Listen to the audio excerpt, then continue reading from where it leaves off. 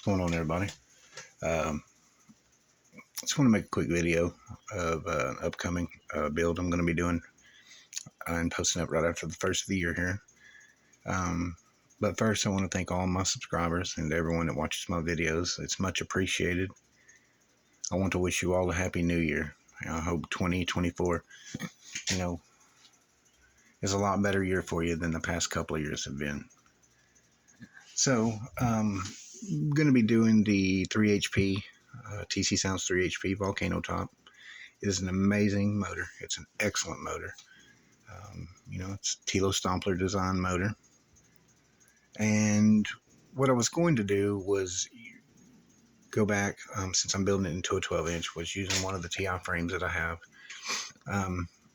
But the TI frames I have are the older TC Sounds TI frames, so I like to keep those for mock-up and also for the archive. I've got them in like 10-inch, 12-inch, 15, 18,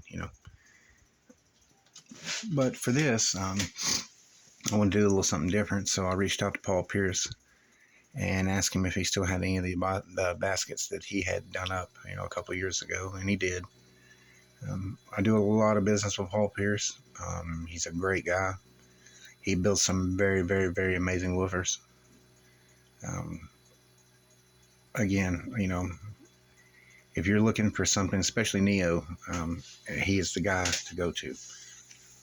But he did have some of the baskets, and they're a 6-spoke, but what they do is they utilize a 10-inch spider. It's a thick cast aluminum basket, and from the spider to the surround landing is the same dimensions as on a TI frame.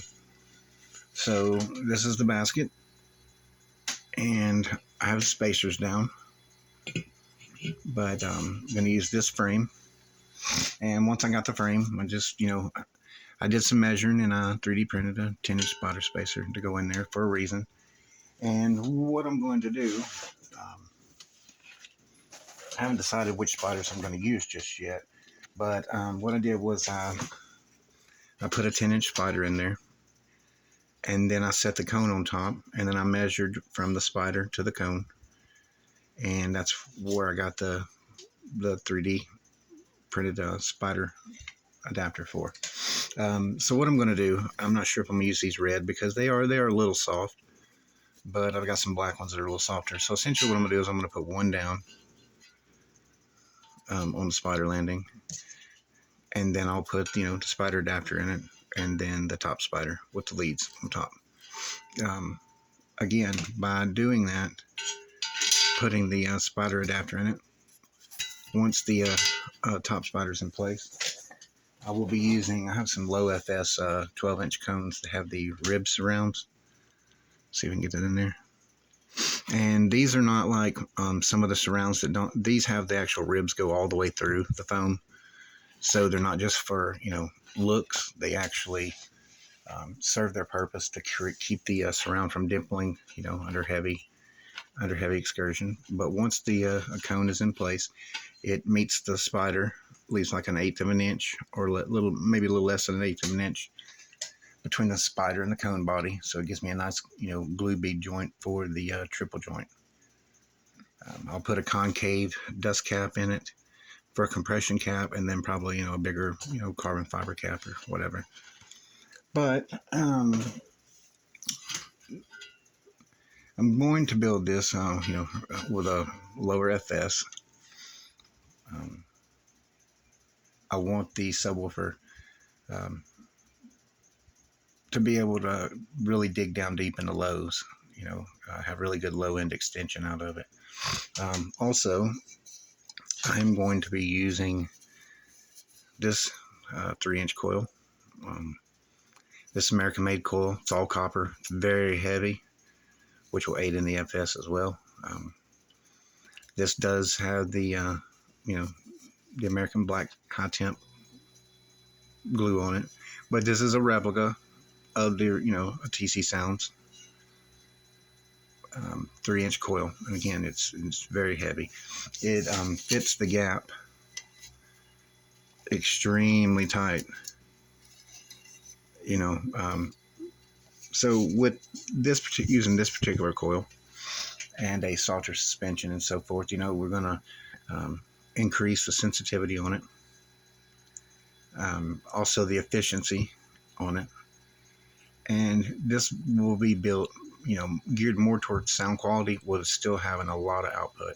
So like, you're an SQL driver, those particular coils, I've used them in applications that exceeded 3,000 watts, and they held up just fine. They still are, like a year or two later. So, but on this, I'll probably, just conservatively rate it at 1,500 watts, although, should have no problems taking that. But also, with increasing the sensitivity and so forth, you won't need as much power, to get good output out of this. And again, this thing should sound amazing. Very, very, very good sound quality. So that's going to be it for this subwoofer. Now, this subwoofer will be for sale. You can, if you're interested, you can, let me know in the comments. My contact info is on my About Me.